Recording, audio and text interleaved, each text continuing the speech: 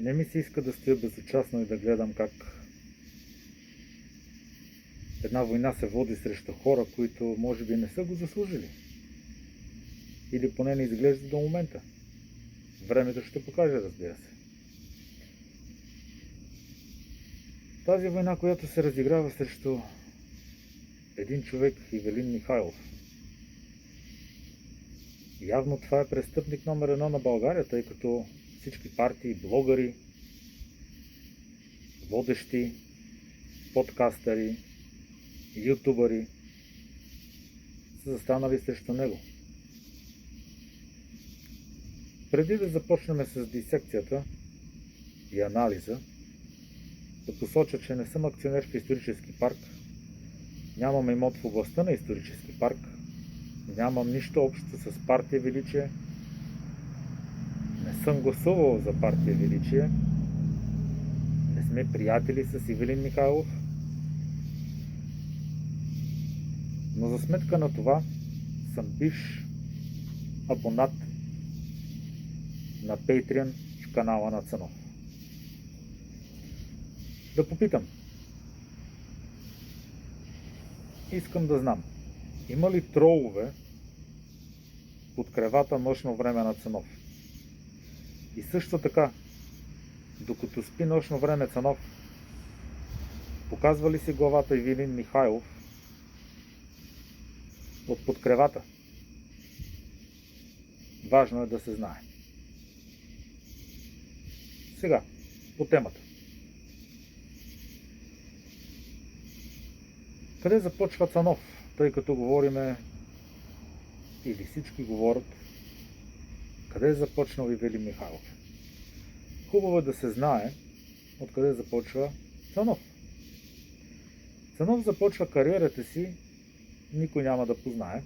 Това са по думите на неговия бивш шеф, господин Сидеров, като кандидат депутат в партия Атака. Интересно. Хората, които казват, че не искат да се мешат в политиката, не искат да участват в политиката, няма да защитават никакви партии, се оказва, че всичките са тръгнали от политиката. Интересен факт. Пак казвам, по думите на господин Сидеров, бившият шеф на уважавания господин Цанов, който всички ние толкова много обичаме, разбира се. Сега, след като не можел да стане депутат, разбира се, партия Атака отдавна заляза, той става водещ от някои от предаванията в телевизия Атака. Известно време седи там и след това решава не кога да е, а точно по времето на COVID, когато всичко е затворено, хората нямат право да излизат от къщите си. Това са думи на Цанов от негов клип. Това не са мои думи, не са мои разсъждения. Анализа се прави само върху твърдения на хората. Бивши шефове, Цанов, негови думи и така нататък. Не мои разсъждения, така че няма нужда някой да се опитва да ме изкара мен някакъв. Сега, по време на COVID-19 Цанов отваря канала, точно по същото време, когато Ивелин Михайлов е изправен пред поредното предизвикателство или фалит на исторически парк по времето на COVID-19.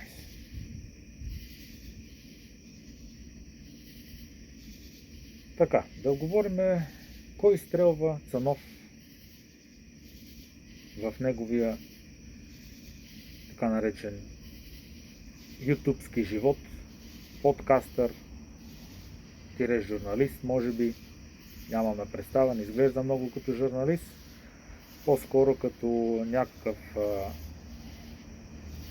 хроникьор, както го нарече Костадинов от Възраждане. Ти си просто един хроникьор. Това бяха неговите думи. Пак отново в видео на Цанов. На думата да си дойдем. Изстрелват го не кой да е, това са Киро Брейка и Пламен Пасков, две известни личности от интернета, всеки ги знае, някой ги харесва, други не ги харесват, това няма значение. Това са първите двама човека, които с техните си абонати изстрелват Цанов, съответно и аз да добавя от Пасков и Киро Брейка знам за Цанов, когато Цанов тепърва стартираше. Съответно това са двамата човека, които му дадоха старт да си стартира канала и да придобие абонати. Съответно Цанов тогава не беше много отворен, беше още прохождащ, това са пак негови думи, и не правеше чак такива заплахи като вече новоизлюпен милионер, но за това след малко ще поговорим. Сега да поговорим за първото видео на Цанов, което той прави срещу Ивелин. Ако сте забелязали, партията не беше разпадната, величие, дори не бяха и в парламента, ако не се лъжа. Нямаше никакви заченки, че има нещо помежду тях, караници, дразги или каквото и да било. И Цанов прави първия клип. Ако се заслушате внимателно, защото много хора в коментарите не са и разбрали защо е този клип, той в клипа взима страна. Пак казвам, преди Ивелин Михайлов и Николай Марков да имат разногласие по каквото и да било и да тръгнат да се разделят. Цанов взима страна и казва, че Марков е много важен за него, перефразирам, защото едва ли не му спасил живота. Сега, да видим какво точно каза за спасяването на живота. Той му е казал, че Алексей Петров може да посегне, или по-скоро щял да посегне, и господин Цанов нямал да бъде жив. Много успокоил, като му е казал, че до известен период, няколко седмици, Алексей Петров ще бъде изчистен. Или няма да го има. Перефразирам. Така, два варианта има Николай Марков да знае тази информация. Единия да познава убиеца на Алексей Петров, другия той самия да очистил Алексей Петров. Въпросителни доста, това са, пак казвам, думи на господин Цанов. Така му е помогнал господин Марков и той затова му е за винаги вечен роб. Или нямам на представа. Това са мои предположения. Сега,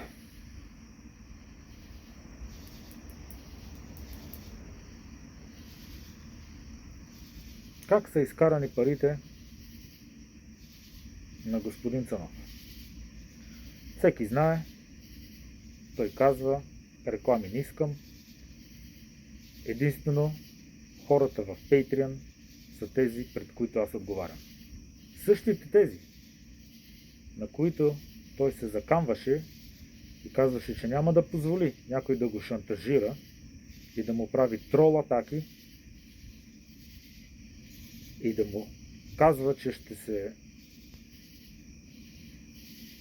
подпише от Patreon или повече няма да бъде абонат в Patreon, Цанов отговаря, така ли? И затова тръгва да се отмъщава на Ивелин Михайлов.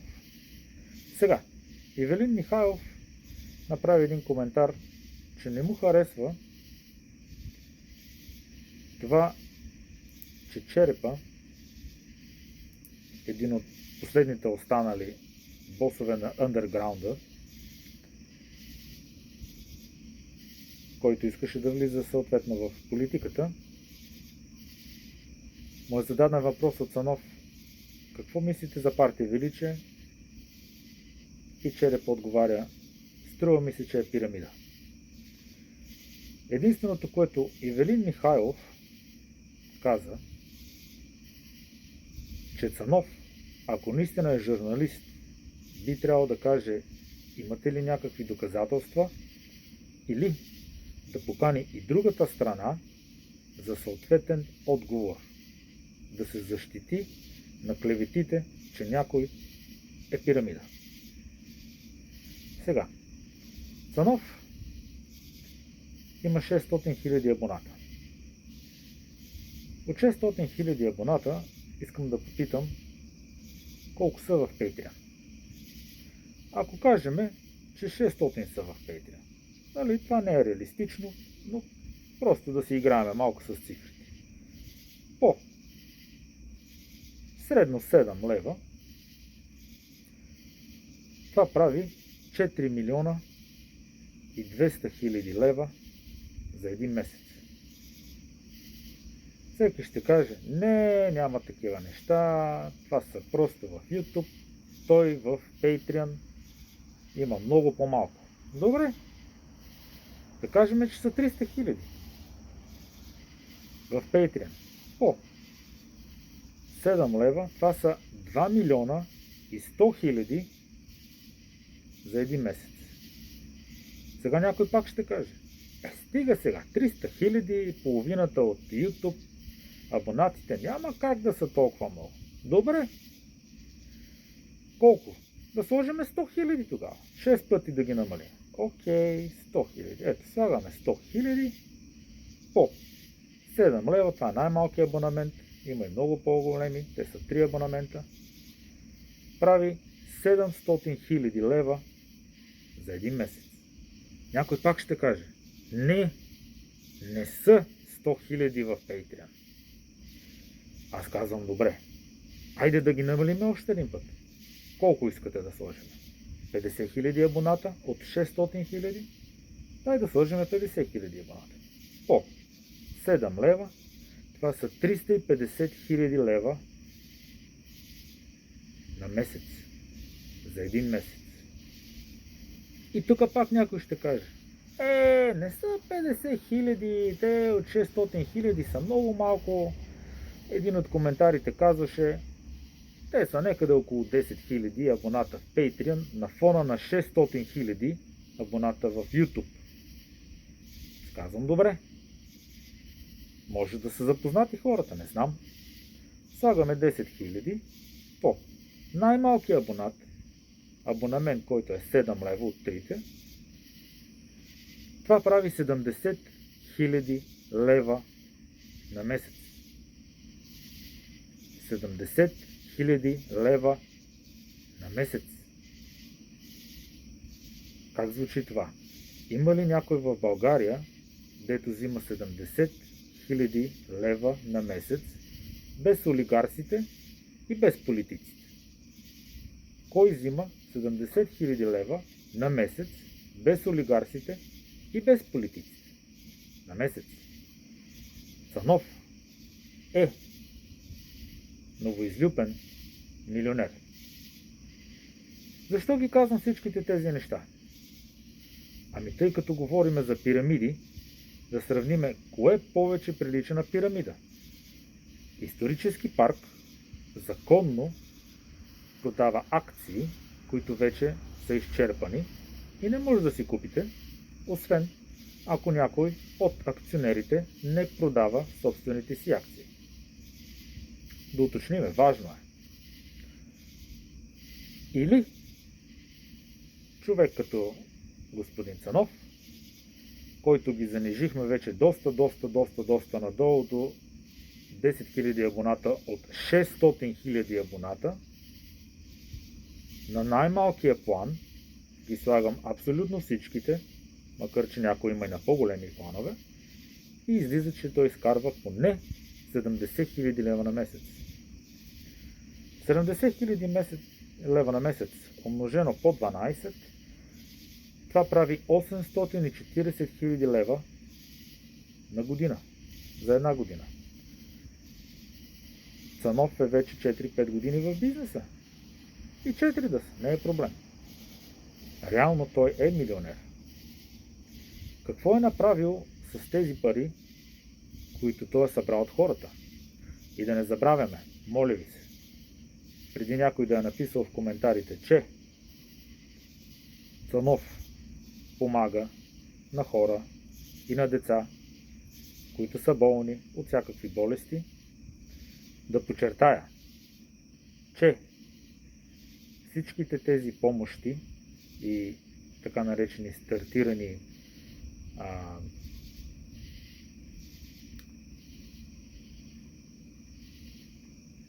кампании за събиране на пари за болни, не ги е стартирал Цанов. Те всичките са започнати от техните родители или членове на семействата. Цанов просто се присъединява и казва, кои дечица според него трябва да получават парички, първи, кои втори, кои трети и така нататък. Ако хората се интересуват малко повече, те могат да намерят тези кампании за събиране на пари и без Цанов. Но тъй като голяма част от неговите зрители са тинейджери, подрастващи, младежи, те не са запознати, не им се рови и съответно казват: господин Цанов, ние сме събрали тук ни парички, кажете на кой да ги пратиме, дайте някой пример за някой, който се нуждае от помощ финансова.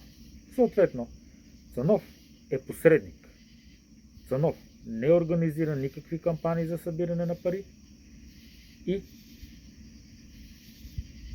той не дава от собствените си пари. Да, има на местах неща, които той посочва, че от Patreon абонатите той дава малко парички, като едно друго момче във Facebook с една топка, който не се знае той колко пари събира.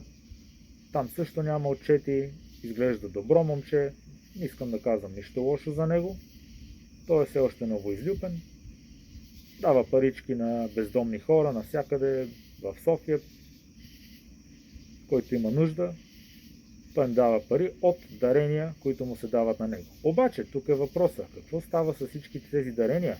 Къде е отчета? Цанов има месечен отчет, който е в Patreon. Обаче, този отчет никъде не е казано какви са му на него приходите от хората в Patreon. Колко пари е събрал този месец, последните месеци и колко пари дава, ако дава, за какво ги дава, нали, съответно. Но прави сметка на строителен предприемач като Ивелин Михайлов, откъде са му дошли парите. Ами, хубаво, няма проблем. Искам да се използва един рашин за всички. Нали, това е правилното. Един рашин за всички. Ако ще разследваме господин Михайлов, по този начин същия искам да се разследва и господин Цанов. Откъде са парите и колко пари получава? Всички знаем откъде са, от Patreon. Колко са парите, които получава на месец той? Говори се, слухове има коли, мотори, къща си го бил купил и така нататък и така нататък. Разбира се, това са слухове. Нищо потвърдено няма, но трябва да се знае. След като той иска да знае откъде са дошли парите на Ивелин Михайлов, нямаме нищо напротив. Нека хората да знаят. Но също той е длъжен да каже колко пари му идват на месец на него от хората в Patreon. Мисля, че това е честно, нали? И пак да повторя. Аз имам повече с Цанов нещо общо като негов бивш абонат в Patreon, отколкото с Ивелин Михайлов. За да няма някакви коментари, че симпатизирам на Ивелин Михайлов. Просто искам да виждам един и същи рашин на някой, който се прави, че е обективен, който последните месеци не изглежда, че е така. Сега, искам да поговоря също освен за финансите, за така наречените тролове. Тези тролове, тето му взели здравето на господин Цанов и той рекал да си отмъсти на Ивелин Михайлов. Та тези лоши тролове, нали, може би аз ще бъда наречен трол, защото изказвам позиция и искам да има здрав разум и разсъждение, както за едни, така и за други. Тези тролове, които са му изтровили живота, в първото видео, което прави срещу Ивелин Михайлов, че там има над 10 000. Това са пак по думите на Цанов. Над 10 000 или около 10 000. Те все още растат, разбира се. Това беше преди няколко седмици. Коментари са, да речем, че 500 000 са, които го защитават, нали, тинейджери и други, които не се интересуват много от политика, не се интересуват от всички видеа на Цанов, не са ги гледали, не знаят Цанов откъде идва, откъде е тръгнал, кой му е помогнал и така нататък. И веднага взимат позиция, дават си акъла, къде могат, къде не могат. Лошо няма. Всеки има право. Та 10 000, да речем 1000 са такива, които го защитават. Останалите 9 000 искам да попитам кой може да организира толкова много хора да пишат трол, а и защо да го правят? Ивелин Михайлов е строителен предприемач. Той изгражда. Той не се занимава с... Това не му е бизнеса. Това, че имал коментари някъде, тук имал коментар, там имал коментар, бил благодарен на някой, че го бил защитил, нещо от сорта, това не го прави шеф на тролски фабрики. Това, че хората са се били ентусиазирали, това е съвсем отделен въпрос. И за същите тези тролови искам да кажа още нещо. 8-9 хиляди трола, което е съвсем нереалистично, то се вижда, че това са хора, които са ефектирани. Тъй като Цанов накланят горе-долу в същите позиции, които накланя Възраждане и Величие. Неговите позиции са горе-долу сходни, да не кажа почти еднакви. Съответно, и зрителите, които го гледат, са на такъв вид партии, като Възраждане, като Величие. Тъй, че е нормално, все пак да не забравяме, че Цанов тръгва и първите му абонати и хора са от Пламен Пасков и Киро Брейка. Тъй, че малко е трудно да се асоциира неговите твърдения, че това са тролове, които го били нападнали него. При положение, че това са хора в Patreon, на които той е ядосан, че те са го тролвали и са го заплашили, че ще си спрат абонамента. Само да кажа, че Ивелин Михайлов е бил много по-малко известен, дори и сега, от Цанов. Ако това са наистина тролове, малко е трудно човек, който е много по-малко известен, да има такова големо влияние върху човек, който е много по-известен, с много повече абонати от много по-дълго време. Некак си няма логика, нали? Така да кажем.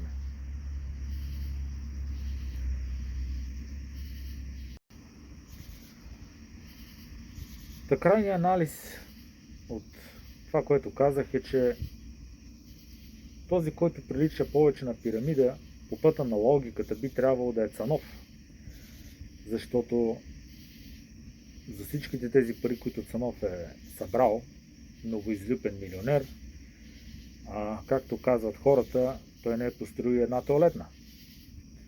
Докато Ивелин Михайлов няма значение откъде ги е взел парите, то се знае откъде, това са акционери, хора, които искат да живеят в общините, които са възродени, И постоянно идват хора, защото им харесва да живеят в България на единственото място, което малко или много е уредено.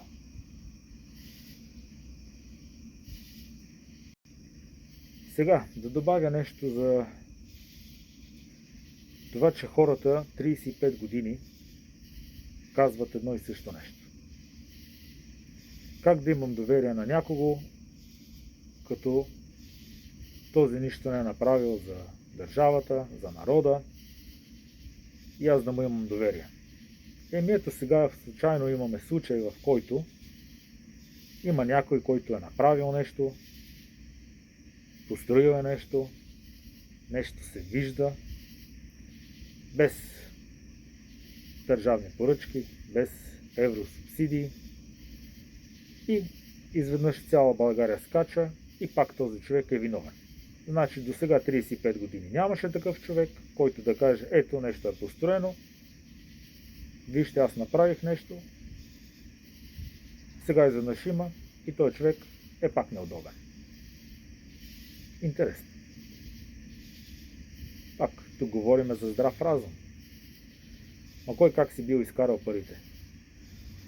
Както в много от коментарите имаше, и пак казвам, от 10 000 коментара 1000 да защитават само, другите 9000, само да поясня, ако някой иска да си направи труда, докато все още не са изтрити някои от коментарите, ще видите, че много от хората казват, хей, поканете и другата страна, да чуеме тя какво има да каже. Нямаше толкова омразни коментари, поне това, което аз гледах, четох, да не кажа, че почти нямаше обиди. Тук теме някой нещо да има като напсуване, но изключително малко. Повечето бяха не ви е правилна позицията, не мислиме, че сте обективен, поканете и другата страна, тя да си каже нейната гледна точка. И да не забравяме, че тези коментари много отдавна съществуват в видеята на Цанов. От много дълго време хора се оплакват, че Цанов не показва обективно страните.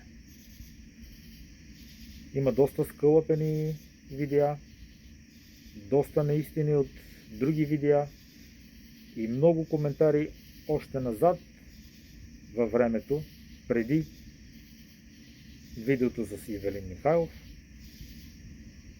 Хора беха недоволни от начините, по които се представя информацията. Така че да поясниме, това не е нищо ново в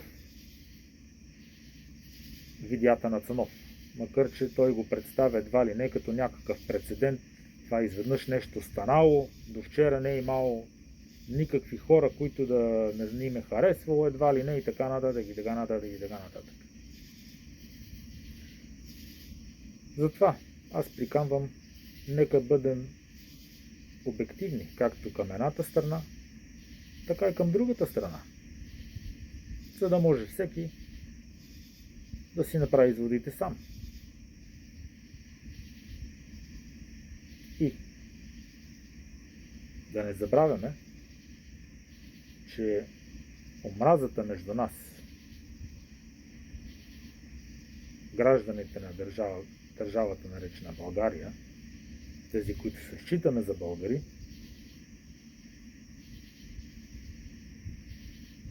е най-лошото нещо, което може да се направим. И разбира се, това е най-хубавото нещо за всеки, който не е добронамерен към нашата държава и към нашите граждани, малкото останали в България. Не мисля, че тази война, която Станислав е започнал, а забрах да спомена също, че неговите два ментора, които са му дали хубавия начален старт, именно от Пламен Пасков и Киро Брейка, те не са врагове на Ивелин Михайлов. Би трябвало пътя на логиката той да вземе мнение от двамата си ментора, които го изстреляха в неговия канал и да се съобрази с това, макар че Николай Марков не е спирал да се кара с абсолютно всички. Още преди да иде той и господин Канджалов преди 4 месеца при Ивелин Михайлов, за да спрат този негов проект партия Величие, ако те не бяха отишли, най-вероятно Величие нямаше нито да е в парламента, нито да се кандидатира за европейски избори. Просто защото времето е прекалено късо и нямаше как да стане всичко да се направи толкова бързо. Но тъй като излезнаха двама кандидата, които казаха: ей, не искаме да се бориме срещу всичкото това, което става, Ивелин каза: добре, давайте, ще вървим напред заедно, което Цанов така доста удобно не го споделя никъде във видеото. Да не забравяме, че в първото си видео от 40 минути ориентировачно 37-8 са против Ивелин, да не кажа 39, и 30 секунди има какво е направил Ивелин, и то от снимки на исторически парк.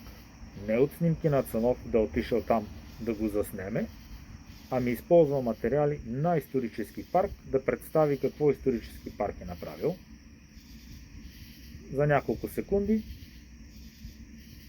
срещу 38-9 минути негативно говорене. Това само по себе си мисля, че е доста ясно. Във втория клип си направи труда да покаже хора, които са доволни от исторически парк, но тук пак не е субективен, защото човека, който не е виновен, е скрит и с преправен глас. Така, какво означава това? Има ли изобщо такъв човек? Защо един е скрит, а другите не са скрити? Някой ще го нападне? Какво ще стане? Нямам на представа, но това не е обективност. Ивелин Михайлов не е някакъв престъпник, че да се крие някой от него.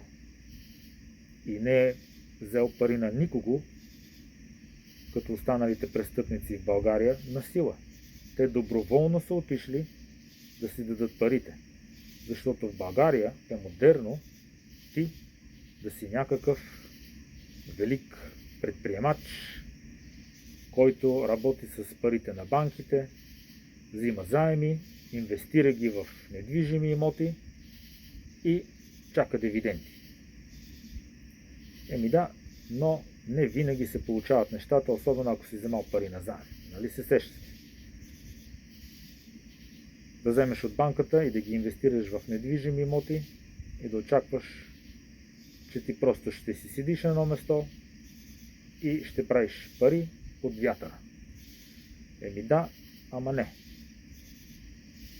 Затова един човек на фона на много други, които са доволни от това, което се случва в исторически парк, и пак казвам, в коментарите има доста хора, които посочват: нека да има такава пирамида като исторически парк във всеки един град и във всяко едно село, тогава България ще бъде добре. С такива пирамиди. Много хора го изтъкват това. Явно не виждат нищо лошо. Но пак стигаме дори да е някаква пирамида, което е невъзможно да бъде пирамида при положение, че има нещо насреща. Пирамида е когато даваш, насреща няма нищо, съответно като с Цанов. Хората дават, насреща има ни коментари, ни видеа, няма нищо, черно на бяло построено за така наречен новоизлюпен милионер господин Цанов.